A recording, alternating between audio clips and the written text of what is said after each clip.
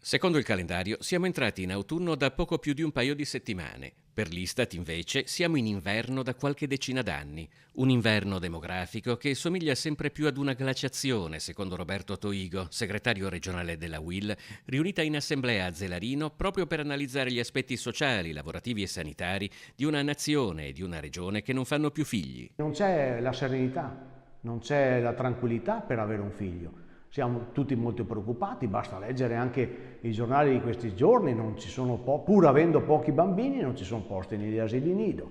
I genitori lavorano tutti e due perché se non lavorano tutti e due non c'è una capacità economica per andare avanti. Secondo Toigo, senza un rilancio dell'economia, una lotta alla precarizzazione del lavoro, una politica per le famiglie e gli anziani, questo inverno demografico è destinato a durare a lungo. Per garantire il ricambio generazionale dovrebbero esserci un paio di figli per donna. Oggi in Veneto sono 1,2.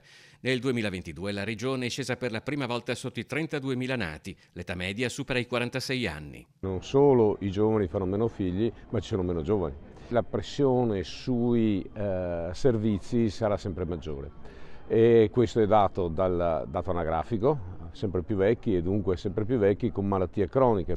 Perché reggano i servizi in una società più anziana si dovrà lavorare più a lungo. Noi dobbiamo lavorare tantissimo perché il lavoro sia una cosa bella, non soltanto che non sia pericoloso, questa è la prima cosa, non soltanto che sia assolutamente legale, con contratti giusti eccetera, ma che sia un lavoro bello. E poi c'è da ripensare ad una società dove oltre ai problemi di salute la terza età porta problemi di solitudine. Dobbiamo a tutti i costi fondare una società basata sulla solidarietà e sulla vicinanza, cose che facevano parte del nostro passato, ma questo modello di vita sta ed ha allontanato fortemente.